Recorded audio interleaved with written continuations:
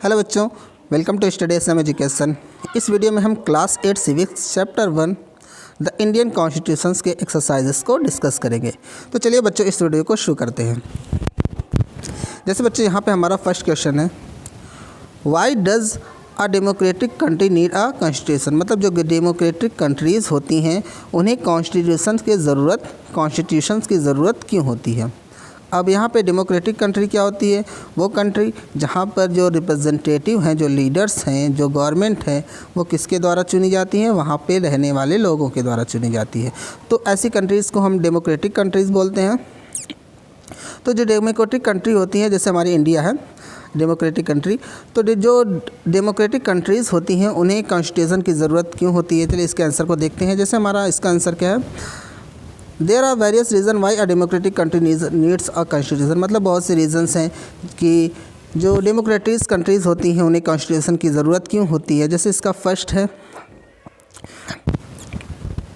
The basic ideals on the basis of which we citizens aspire to live in our country are mention in the constitution. मतलब जो basic idols होती हैं जिसके basis पर हम एक सिटीजन्स के रूप में, हम एक नागरिक के रूप में अपने देश में हमें कैसे रहना चाहिए, कैसे नहीं रहना चाहिए, वो सभी बातें कॉन्स्टिट्यूशन में मेंशन की गई हैं, मीन्स कॉन्स्टिट्यूशन में बताई गई हैं, संविधान में बताई गई हैं। उसके बाद इसका जो सेकंड रीज़न है, it tells the fundamental nature of society. I mean जो कॉन्स्टिट्यूशन है हमारा वो सोसाइटी के फंडामेंटल नेचर को बताता है।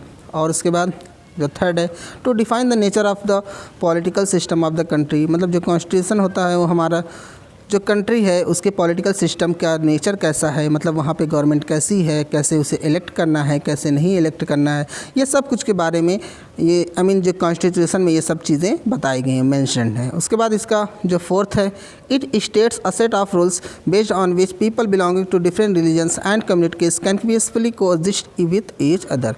मतलब ये जो कॉन्स्टिट्यूशन होता है वो एक ऐसा रूल्स बताता है जिस पर जो डिफरेंट रिलीजन्स और डिफरेंट कम्युनिटीज़ के जो लोग हैं, जैसा हम इंडिया की बात करें तो इंडिया में हिंदू हैं, मुस्लिम हैं, बौद्ध हैं, सिख हैं, ईसाई हैं, बहुत सी कम्युनिटीज़ हैं और बहुत से लोग हैं जो अलग अलग रिलीजन्स को मानते हैं। तो वो एक साथ कैसे एक साथ रह सकते हैं, वो सभी चीज़ें बताई गई हैं किसमें, हमारे कॉन्स्टिट्यूशन में बताई गई हैं।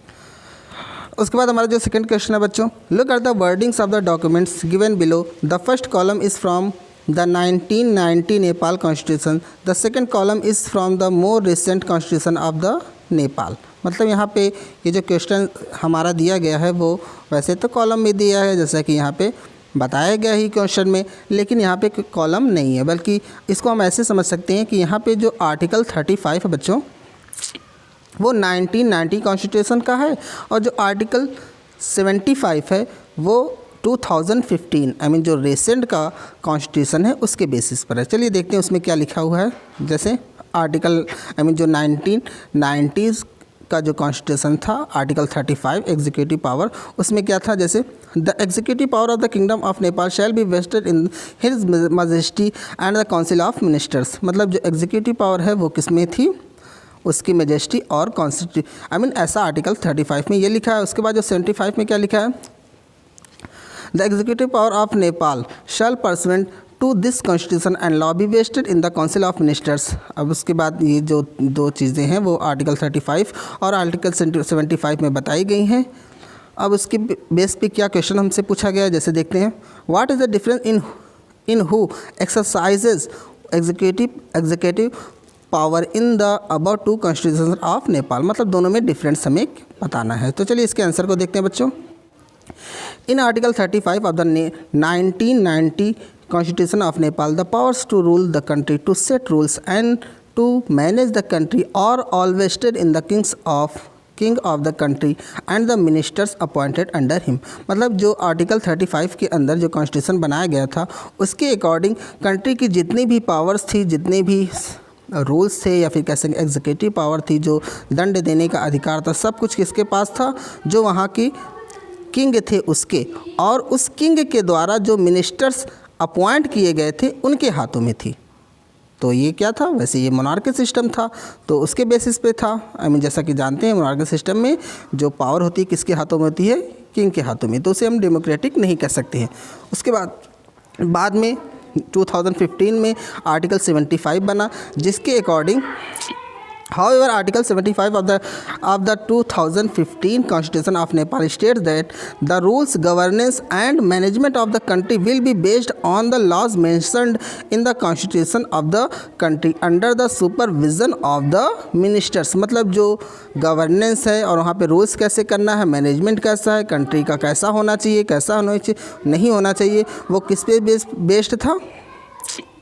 कॉन्स्टिट्यूशन पे बेस्ड था। आई मीन जो हमारा संविधान, जो वहाँ का संविधान है उस पर बेस्ड था। उसके आधार पर हम वहाँ पे कानून को लगा सकते हैं। आई मीन किसी को कह सकते हैं कि वहाँ पे सज़ा दे सकते हैं, कैसे उनके खिलाफ़ रहना करना है, कार्रवाई कैसी करनी है। तो जितनी भी चीज़ें थी एग्जीक्यूटिव पावर, वो किस पर बेस्ड था? कॉन्स्टिट्यूशन पर बेस्ड था और कंट्री के कॉन्स्टिट्यूशन पर बेस्ड था और उन मिनिस्टर्स के हाथों सुपरवाइज़ किया जाता था जो वहाँ पे बनाए गए थे, है ना। उसके बाद बच्चों जो हमारा थर्ड क्वेश्चन है, what would happen if there were no restriction on the power of elected representatives. मतलब जो इलेक्टेड रिप्रेजेंटेटिव हैं, जिसको पब्लिक ने चुना है, उनके जो पावर है उन पर कोई रिस्ट्रिक्शन ना हो, उनकी पावर को अनलिमिटेड कर दिया जाए तो क्या होगा। अब यहाँ पे जैसा कि हम जानते हैं जितने भी लीडर्स हैं, जो रिप्रेजेंटेटिव जिनको हम चुनते हैं, उनकी ऐसा तो है नहीं उनकी जो पावर होती है अनलिमिटेड होती है, उनकी पावर अनलिमिटेड नहीं होती है। लेकिन मान लो अगर ऐसा हो जाए कि उनकी पावर पर कोई रिस्ट्रिक्शंस ना हो, उन पर कोई रोक ना लगाई जाए तो क्या होगा। तो चलिए देखते हैं इसके आंसर को। जैसे in a democracy the citizens of the country are responsible for electing their leaders. However, there is always a possibility that the leaders might misuse their authority and use it for wrong purposes. Hence, the Constitution has provided measures to safeguard the country against such misuse of powers. मतलब जैसा कि हम जानते हैं किसी भी democratic country में जो लीडर्स होते हैं उनको कौन चुनता है? जो वहाँ के सिटीजन्स होते हैं वो चुनते हैं। तो कभी कभी क्या होता है, अगर मान लो उनकी पावर पर संविधान का जो हमारा कॉन्स्टिट्यूशन है उसका रोक ना हो, रिस्ट्रिक्शन ना हो, तो वो क्या कर सकते हैं, जो लीडर्स हैं वो अपनी पावर्स का मिसयूज़ कर सकते हैं। क्या कर सकते हैं? अपनी पावर का मिसयूज़ कर सकते हैं। और कभी कभी मिसयूज़ मतलब जो गलत पर्पसेस के लिए, गलत उद्देश्य के लिए, रॉन्ग पर्पसेस के लिए वो अपनी पावर्स का मिसयूज़ कर सकते हैं। और इसलिए इस तरह की जो सिचुएशन है उसको क्या करने के लिए, इस तरह की सिचुएशन को अवॉइड करने के लिए जो हमारा कॉन्स्टिट्यूशन है वो उसने क्या किया है, उनकी पावर्स पर रोक लगाया है। मतलब उसको अवॉइड करने के लिए एक सेफगार्ड बनाया है कि इसी के बेसिस पर उनके हमारे जो रिप्रेजेंटेटिव हैं, जो लीडर्स हैं, उनको इसी बेसिस पर काम करना है। उसके बाद बच्चों हमारा जो फोर्थ क्वेश्चन है, in each of the following situations identify the minority, write one reason why you think it is important to respect the views of the minority in each of these situations. मतलब यहाँ पे क्या है, जो question दिए गए हैं यहाँ पर, जैसे यहाँ पे देख सकते हैं, एक माइनॉरिटी है, दूसरी मेजॉरिटी है। अब जैसा कि हम जानते हैं माइनॉरिटी क्या होती है, जो जैसे यहाँ पे अगर हम इंडिया की बात करें तो जो हिंदू है वो मेजॉरिटी है, मतलब हिंदू की पॉपुलेशन ज़्यादा है। और जो अदर्स कम्युनिटी हैं जैसे हिंदू हो गए, मुस्लिम हो गई, सिख हो गई, बौद्ध हो गई, तो जो दूसरी कम्युनिटी है हिंदू को छोड़कर वो क्या कहलाती हैं, माइनॉरिटी कहलाती हैं। तो जैसे कि हम जानते हैं उसी के बेसिस पर हमें बताया गया कि यहाँ पे माइनॉरिटी और मेजॉरिटी को डिसाइड करना है और ये बताना है कि आपको क्यों लगता है, कि हमें क्यों लगता है कि जो माइनॉरिटी है उनकी भी जो सोच है वो भी इम्पॉर्टेंट रखती हैं। तो जैसे यहाँ पे क्या है, first, in a school with 30 teachers 20 of them are male. मतलब एक स्कूल है जिसमें कितने हैं टीचर्स, कितने हैं 30 हैं, और जिसमें से 20 क्या है, मेल है। तो जाहिर सी बात है जो फीमेल है वो माइनॉरिटी है क्योंकि फीमेल कम है। चलिए देखते हैं इसके आंसर को। The minority here are the 10 female teachers teaching in the school. It is important to keep the point of view of the female teachers in mind because despite being a minority their opinions are of great importance and no decision made keeping the majority views in the mind should cause discomfort for the female teachers। मतलब यहाँ पे जैसा कि हम जानते हैं जो female teachers हैं वो माइनॉरिटी हैं और ये इम्पॉर्टेंट है कि जो फीमेल टीचर्स हैं उनका भी पॉइंट ऑफ व्यू क्या है, उनकी भी सोच है, उसको मद्देनज़र उसको सोच में डालकर जो भी काम करना है उसको माइंड में रखते हुए हमें डिसीज़न लेना है, उनकी भी सोच की रिस्पेक्ट करनी है, क्योंकि जानते हैं जैसे कि वहाँ पे पढ़ाने वाले दोनों हैं, मेल भी हैं फीमेल्स भी हैं। तो जो स्कूल अच्छी तरीके से तभी चल सकता है जब दोनों जो डिसीज़न लिया जाए दोनों को दोनों को विचार करके लिया जाए। तो यहाँ पे ये चीज़ हो गई। उसके बाद बच्चों हमारा जो सेकंड है, in a city 5% of the population are Buddhist. मतलब कोई सिटी है जिसमें 5% क्या है, बुद्धिस्ट हैं। तो इसमें जैसे कि हम जानते हैं जो बुद्धिस्ट है वो क्या है, माइनॉरिटी है। Here minority is the 5% Buddhist population in the city. Their views should be respected just because they are in a minority with difference religious beliefs. They should not be disrespected. Any decision should be taken keeping in the mind the religious feeling of the Buddhist population। मतलब यहाँ पे जैसा कि हम जानते हैं minority किसकी है, बुद्धिस्ट की है। तो सिर्फ इस वजह से कि उनका जो रिलीजियस बिलीफ है वो अलग है, ये ख्याल रखकर, वो माइंड में रखकर उनके साथ हमें डिसरिस्पेक्ट नहीं होना चाहिए। उनका असम्मान नहीं करना चाहिए। उनकी भी सोच को हमें, उनके भी रिलीजन्स को हमें, जैसे कि हम जानते हैं इंडिया में जितने भी धर्म है सभी के सब समान है। इंडिया हमारा जो कॉन्स्टिट्यूशन है, जो हमारा संविधान है, वो हमें अथॉरिटी देता है कि हम अपने जो रिलीजन है, जो धर्म को अपने तरीके से मान सकें। तो चाहे माइनॉरिटी हो या फिर मेजॉरिटी हो, सबको मतलब कि सभी की फीलिंग्स का हमें ख्याल रखना चाहिए और उसी के हिसाब से डिसीजंस को लेना चाहिए। उसके बाद बच्चों हमारा जो सी वाला है, in a factory mess for all employees 80% are vegetarians. मतलब यहाँ पे 80% क्या है, वेजिटेरियंस हैं। तो जाहिर सी बात है नॉन वेजिटेरियंस कितने हो जाएंगे, 20% है। चलिए इसके आंसर को देख लेते हैं। वैसे अब तो हम समझ ही गए हैं कि जो माइनॉरिटी है उनको भी ख्याल रखना चाहिए, क्योंकि वो भी एक इंसान है, कह सकते हैं humans, because all of us are human beings. So we should respected whether we follow any religions. उसके बाद जैसे बच्चों यहाँ पे हमारा आंसर चलिए देखते हैं।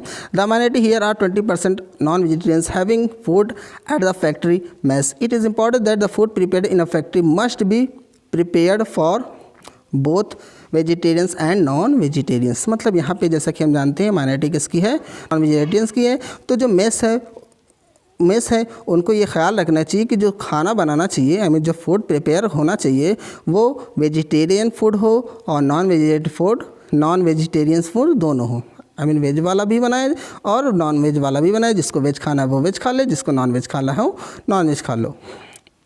उसके बाद बच्चों जो हमारा डी वाला है, in a class of 50 students 40 belongs to more well off families. मतलब एक क्लास है जिसमें 40 स्टूडेंट्स क्या हैं, वेल ऑफ फैमिलीज, मतलब रिच फैमिली से बिलोंग करते हैं। तो जाहिर सी बात है जिसमें 10% क्या है, पुअर फैमिली से बिलोंग करते हैं। जैसे लिए इसके आंसर को देखते हैं। In this case the minority are the 10 students who do not belong to well off families. It is important to keep their view points in mind because they may not be able to contribute the various expenses required by the school and they should not feel humiliated for the same. मतलब यहाँ पे जैसे कि हम जान सकते हैं कि माइनॉरिटी किसकी है, जो पुअर पीपल हैं, पुअर फैमिली से बिलोंग करने वाले स्टूडेंट्स की है, जो कि 10 है। तो जो स्कूल है उसको ये कोई भी अगर डिसीज़न ले, कोई भी रिक्वायर्ड जितनी भी चीज़ें, फ़ीस हो या फिर कुछ भी हो, कुछ भी उन्हें करना है, तो उनको जो पुअर फैमिली से बिलोंग करने वाले बच्चे हैं उनको माइंड में रखते हुए, उनके व्यू पॉइंट्स को माइंड में रखते हुए डिसीज़न लेना चाहिए, फीस रखना चाहिए, भी कुछ भी करना चाहिए, ताकि जो पुअर फैमिली से बिलोंग करने वाले बच्चे हैं वो अपने आप को ह्यूमिलेटेड ना फील करें, मतलब अपने आप को वो उन्हीं के जैसा समझे। उसके बाद बच्चों जो हमारा 5th क्वेश्चन है, the column on the left list some of the key features of the Indian constitution. In the other columns write 2 sentences in your own words on why you think this feature is important. तो यहाँ पे जो बच्चों जो हमारा question है उसमें left side में जो की फीचर्स ऑफ कॉन्स्टिट्यूशन, मतलब कॉन्स्टिट्यूशन का जो की फीचर्स है, जैसा कि हम जानते हैं, जैसे उसमें क्या है, फेडरलिज्म है, सेपरेशन ऑफ पावर है, फंडामेंटल राइट्स है और पार्लियामेंट्री फॉर्म ऑफ गवर्नमेंट है। तो इस तरह से जो ये सब जो पॉइंट है वो कॉन्स्टिट्यूशन के की फीचर्स हैं और उन्हें हमें अपनी लैंग्वेज में बताना है कि फेडरलिज्म क्या होता है, सेपरेशन ऑफ पावर्स क्या होता है, फंडामेंटल राइट्स क्या होता है और पार्लियामेंट्री फॉर्म ऑफ गवर्नमेंट क्या होता है। चलिए देखते हैं। जैसे फेडरलिज्म क्या होता है, it is important because in a country like India there are people living at different levels and only one level of government cannot govern them. Hence, to form a government for the different level is important. The Panchayati Raj is responsible for governing the village. The state government is responsible for governing the state. And the central government is responsible for governing the entire country. मतलब जैसे federalism क्या होता है, जैसा कि हम जानते हैं इंडिया में पावर्स का क्या है, बंटवारा है ना। तो फेडरलिज्म वही होता है, पावर्स का बंटवारा। जैसे कि इंडिया जैसा इंडिया बहुत बड़ी कंट्री है, तो इंडिया जैसी बड़ी कंट्री में ये ज़रूरी है, जो फेडरलिज्म है वो इसका एक मेन फीचर्स है, और अकेले वन लेवल गवर्नमेंट इसको गवर्न नहीं कर सकती है। जैसे यहाँ पे जो ऐसा तो है नहीं कि इंडिया इतनी बड़ी कंट्री है तो जो सेंटर में बैठा है वो हमारी सिचुएशन को कैसे समझेगा। तो इसलिए क्या है, इंडिया में पावर का क्या है, सेपरेशन है, मतलब फेडरलिज्म सिस्टम है।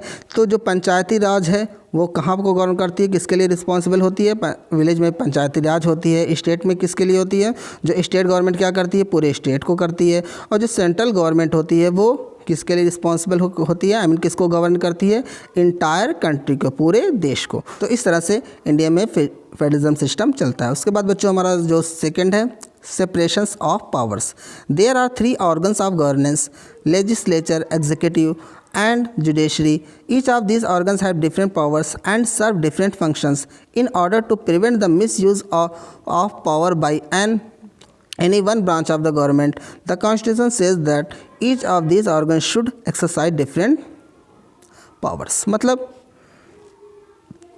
जैसा कि हम जानते हैं इंडिया में जो पावर्स है वो डिवाइड है, किसके किसके बीच में है, एक लेजिस्लेचर, एग्जीक्यूटिव और जुडिशरी के बीच। जैसा कि हम जानते हैं लेजिस्लेचर्स कौन होता है, उसमें कौन आता है, जो हमारे लीडर्स होते हैं, जो हमारे रिप्रेजेंटेटिव होते हैं, जिनको हम चुनते हैं, लाइक सीएम, पीएम और जो एमएलएज हैं। तो ये सब किस में आते हैं, लेजिस्लेचर में आते हैं। मतलब जो कानून को, जो लॉज को बनाता है, हु मेक्स लॉज। तो जो कानून को बनाता है वो कौन होता है, लेजिस्लेचर होता है। और कानून जैसा कि कौन बनाता है, जो हमारे पीएम, सीएम, ये सब जो हैं लोकसभा, एमएलएस, ये सब मिलकर 2/3 पास होता है। तो उसी के बेसिस पे ये जो हमारा कानून बनता है। उसके बाद जो बच्चों जो हमारा एग्जीक्यूटिव है, एग्जीक्यूटिव मतलब में कौन आता है, जो हमारा पुलिस रहते हैं और आर्मी होते हैं, मतलब जो कानून को मनवाता है, लोगों से मनवाता है, कह सकते हैं। उसके बाद बच्चों जुडिशरी में कौन आता है, जो हाई कोर्ट होते हैं, सुप्रीम कोर्ट होते हैं। तो ये सब चीज़ें कोई अगर मान लो कानून को नहीं माना तो उसके खिलाफ़ क्या होना चाहिए, उसे कौन सी सज़ा देनी चाहिए, लोगों को कैसे करना चाहिए, क्या नहीं करना चाहिए, जो हमारी न्यायपालिका है, हाई कोर्ट है, सुप्रीम कोर्ट है, ये सब चीज़ें किस में आती हैं, जुडिशरी में आती हैं। तो पावर का सेपरेशन इन 3 चीज़ों में डिवाइडेड है।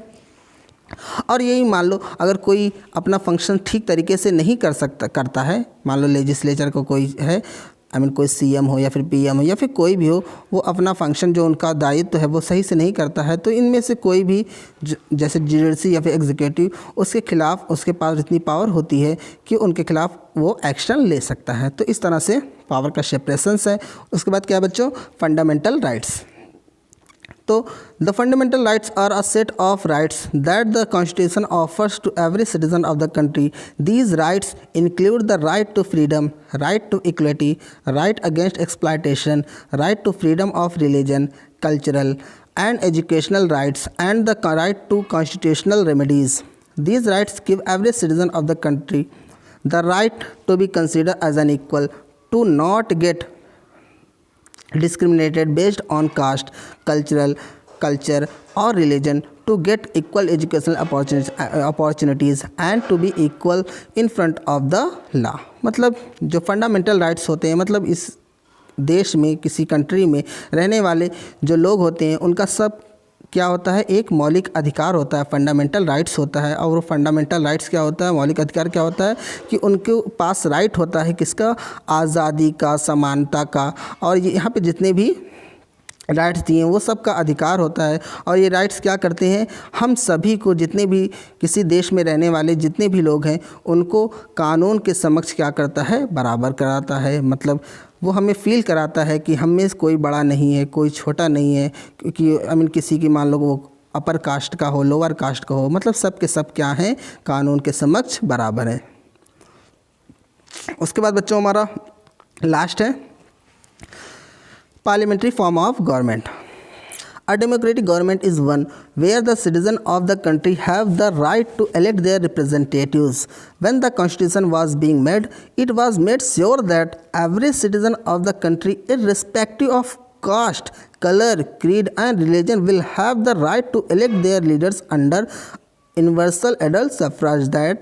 That is where the right to vote will be given to all. मतलब जब कॉन्स्टिट्यूशन बनाया गया, मतलब जैसे कि इंडिया में क्या है, हर एक इंसान के पास क्या है, उसके पास अथॉरिटी है कि वो अपना रिप्रेजेंटेटिव, अपना लीडर्स खुद चुन सके, जैसा कि इंडिया में होता है। तो जब कॉन्स्टिट्यूशन बनाया गया तो ये क्लियर कर दिया गया कि किसी को भी जितने भी लोग हैं, जैसा कि इंडिया में क्या होता है, 1 वोट की वैल्यू कितनी होती है, 1 वोट होती है। ईच वोट की वैल्यू क्या होती है, 1 वोट होती है, चाहे वो अमीर हो या फिर गरीब हो, चाहे वो झोपड़ापट्टी में रहता हो या फिर महल में रहता हो, जितने भी लोग हैं, चाहे वो पुअर हो या फिर रिच हो, सबके वोट की वैल्यू कितनी होती है, 1 होती है। तो हर इंसान के पास अथॉरिटी होती है कि वो अपना रिप्रेजेंटेटिव को चुन सके, और इसी को हम लोग बोलते हैं यूनिवर्सल एडल्ट सफरेज। मतलब हर वो इंसान जिसकी जो एज है 18+ है और इंडिया का सिटीजन है, वो वोट दे सकता है और अपनी रिप्रेजेंटेटिव को खुद चुन सकता है, अपनी गवर्नमेंट चुन सकता है। तो इस तरह से बच्चों इस चैप्टर के जितने भी क्वेश्चंस थे उनके आंसर कंप्लीट हुए। होप आपको इनके क्वेश्चंस के आंसर अच्छे तरीके से समझ में आए होंगे। थैंक यू फॉर वॉचिंग बच्चों।